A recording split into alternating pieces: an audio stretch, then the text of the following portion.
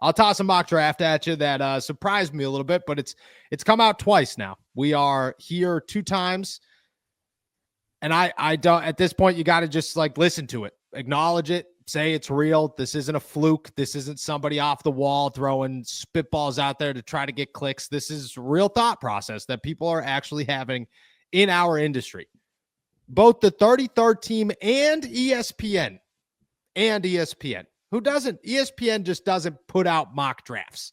They have people, this time it was Field Yates, who put out mock drafts who, you have to at least acknowledge.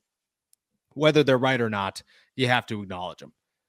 Both of them have the Pittsburgh Steelers drafting a quarterback in the first round. And both of them have that quarterback being the quote-unquote fast rising Ole Miss stud that we have been asked about many times on this show, Jackson Dart at 21. Not Jalen Milroe, not Will Howard. I saw Colin Cowherd toss Riley Leonard's name out there as Justin Fields is back up in the 3rd round the other day. And I thought, what are you do you even know who Riley Leonard is there, Colin Cowherd? Come on, what are we doing here? Jackson Dart at 21. The conversation starts with, how did you get there? How did you get from Justin Fields to Jackson Dart?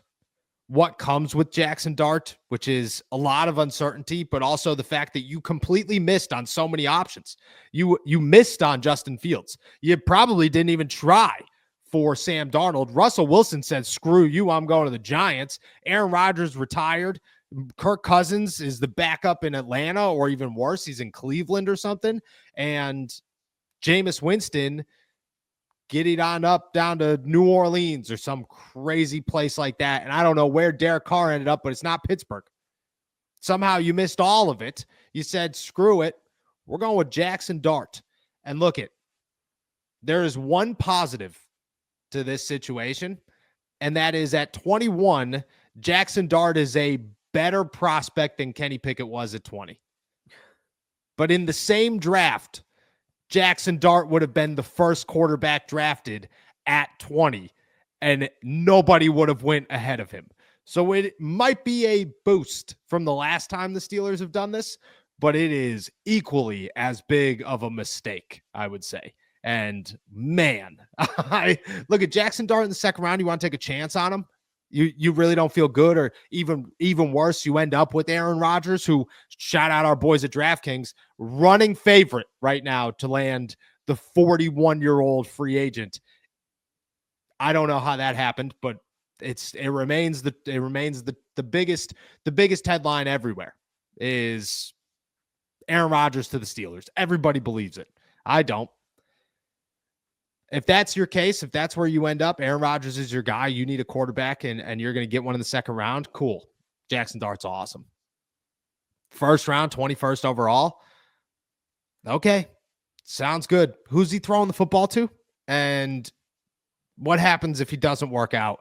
And who's starting as a rookie? Because unless your expectation is we're not making a Super Bowl this year, or even worse, we're not making the playoffs, it's not Jackson Dart in 2025. That's not the guy that you're putting on the field in week 1. And are you going to go sign Mitch Trubisky? Is that the answer again? You're going to go sign a Mason Rudolph? Is that the answer again? There are just so many questions to drafting Jackson Dart at 21 when the clear answer is just pay Justin Fields. I mean, I want your reaction to this, but I also want you to answer this question. Would you rather draft Jackson Dart 21 and these are your only 2 options, or would you rather overpay for Justin Fields? I would rather overpay for Justin Fields and utilize that 1st round pick on somebody to help Justin Fields, somebody to support Justin Fields, because if you utilize Jackson Dart in the 1st round, you're still not filling a hole. If you sign Justin Fields and utilize that 1st round pick on Emeka Egbuka, or at the very least, anything other than quarterback, you're adding 2 picks. You're adding 2 pieces to your team that you need, because I think Justin Fields is right now miles better than Jackson Dart, especially with a 1st round valuation. I mean, I was I was as shocked as humanly possible to see this. And I will say, though, you mentioned there was one positive, that Jackson Dart at 21 is a better pick than Kenny Pickett at 20 back a couple years ago. I'll give you another one. Jackson Dart at 21 is better than Jalen Milroe at 21. So there's another positive to this entire thing. But no, Yes. if given the option between drafting Jackson Dart or retaining Justin Fields, I'm retaining Justin Fields. You know what you have in him, and you can get him some help with that 21st overall selection. Easy. I'd overpay Justin Fields any day before I went and added good old Jackson Dart. And I like Jackson Dart. I think Jackson Dart's exciting. I also think Kenny Pickett was exciting. And I think that, Malik Willis was exciting, and Matt Corral was exciting, and Sam Howell was the next great quarterback who was going to be a top 5 pick. And Kevin Colbert showed up at the Pitt North Carolina game the day before, or the year before, because that was going to be their guy if they could get a pick high enough for him. It doesn't work out. That's just what happens. These guys get worse and worse and worse, and then eventually the hype fades and it becomes nothing. And by the end of a college career if this guy's going to be good or not.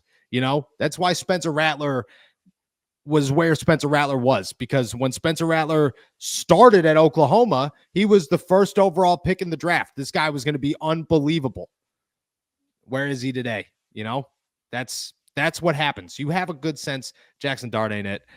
But man, dude, when it happened twice, it got me. I was like, all right, 33rd team. Then I was like, ESPN too, huh? This train's building, and it doesn't seem like it's going to stop. Although there's 2 Jackson Darts, 0 Jalen Milroes to this point, which, you could look at it as a positive.